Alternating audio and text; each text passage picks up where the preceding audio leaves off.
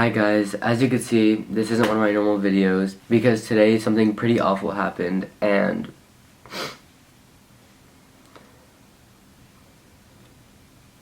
as I put my whole life online for everyone to see, this is something that you guys deserve to hear and hopefully maybe learn something from it and know why everything's happening right now in my life. But it is currently 6:49 a.m. I haven't slept at all last night. I've just been up.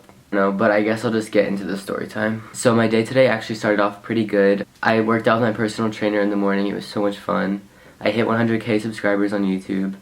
I went and looked at some houses with my mom because we're moving soon. And my friend Maya came over and we just like got food and hung out, went to my P.O. box. It was overall a pretty good day. We don't really know what we're doing today, so you guys are just gonna come along with us. I don't know if it's windy or not, but... Yeah, I'll record you. Yep. Alrighty. Wow. And then we went to the Grove, which is a mall, and I'm sorry if I'm all over the place before I even start. I'm one of those people that just tell a story from 12 different angles. Like, there's no other way for me to do this, but we went to the Grove, and we were having a good time there, actually. And then we were walking home, and I live like right next to the Grove, and by the way, I live in like Beverly Hills, West Hollywood area, so we're never scared to go outside. There's never any issues. But being myself and my friend, we don't look at people and judge people based on how they look, which is something else in this video that kind of messed us up. But we were walking home from the Grove, and on the way home there's a park, and by the way, it's like 6 p.m. at this point, but it gets dark like super early now at like 5:30, and it's literally pitch black outside walking home at 6. Like, we haven't even eaten dinner or anything. And this walk I've done like 1,000 times. I live right next to the Grove. I go here all the time. It's my mall. It's where I go to eat. It's where I do everything. I walk there literally every day by myself, with friends, with my mom. Like, it's never an issue because I'm always safe for the past 2 years. And we were walking home and we passed this park, which is like super sketchy at night, I guess. But it's like during the day, it's like a super fun park. Like, that's really where I work out. That's where we bring our dogs. It's like a nice big park. By the way, this park is literally like 2 blocks long. It's not like a little jungle gym park. It's like 5 baseball fields, 2 football fields, like sketchy bathrooms. It's like, it's a whole community. It's not whatever. And we were walking home, and this group of kids are following us, and we don't think anything of it. We don't like look at people and we're like, oh, they're gonna like do something to us or they're gonna hurt us, because we're just like, oh, everyone's harmless, everyone's fine. And we see them coming towards us, and we kind of were joking around a little bit, like, okay, let's kind of run away, but like not really.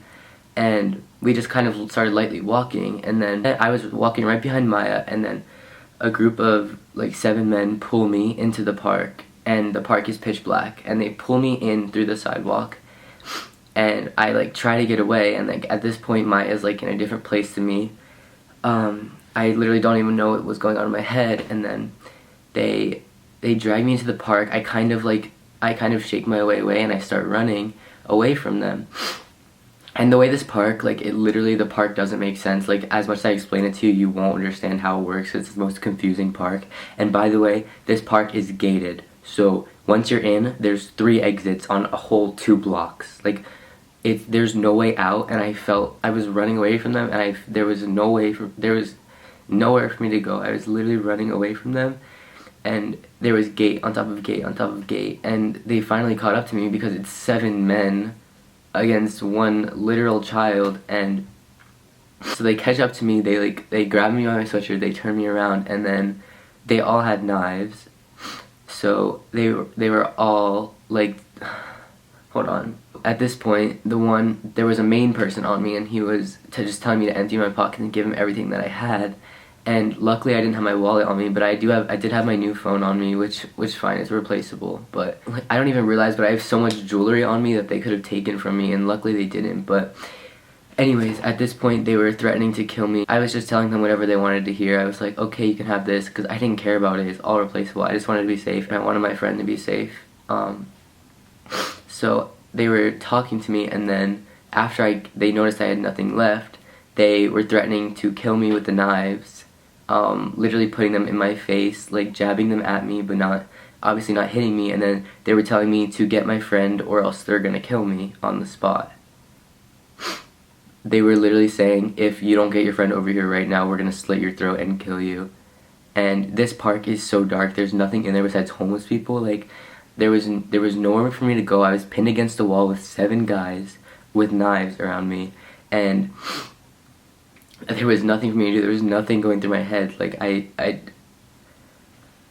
honestly don't understand how this worked, but they were telling me, if you don't get your friend over here right now, we'll take you into this park and we'll kill you. We all have knives. We will literally murder you right on spot.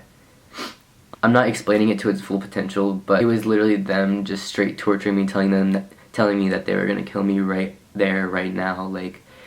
And I didn't know where to go because the park was gated, and I tried getting away, but there's 2 entrances. I didn't know where they were because it's so confusing. So they had me pinned, and I was trying to get my friend, and I was like, Maya, but I didn't want my friend to go because I couldn't even imagine what was going through her head, because her friend, she doesn't even know where I am. I'm with everyone, like, pinned against a wall. And I didn't know if they got to my friend. I don't know if she was fine. I don't know if she was scared. I don't know if she was going to come back, because I didn't want her to come back to get me, because that would have put us both in danger. And she was the only thing there for me that kept me from literally dying and being tortured, because I could have been kept in the park all night, but I think they were scared that there was a person out there getting me help, but I didn't know where she was at the time, but it makes sense now.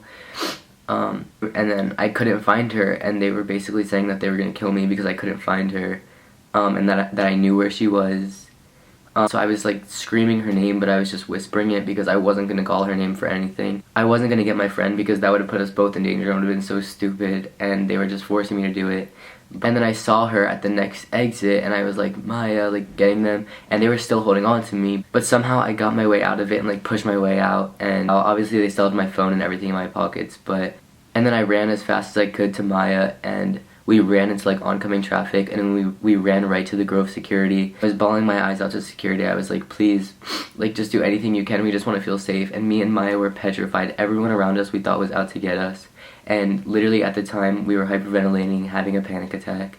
And we just didn't know what to do because everyone was scaring us. We would turn around and we would literally scream. We would be so scared of every single person. We had security teams around us at the Grove. They had all their security surrounding us, and then they put us in the lobby until... Oh, and then another part is that my mom was an hour and a half away. Maya lives an hour away, and any of our friends are an hour away also. Like, Gia was an hour away. Everyone was an hour away. We couldn't call anyone. We had to get in an Uber home.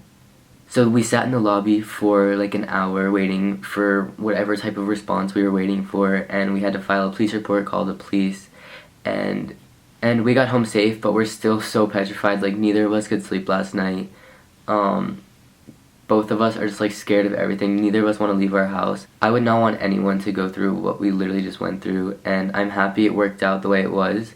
And I keep saying that the way that it worked is perfectly, because I'm fine, Maya's fine. If it was the other way around, I don't know what they could have done to Maya.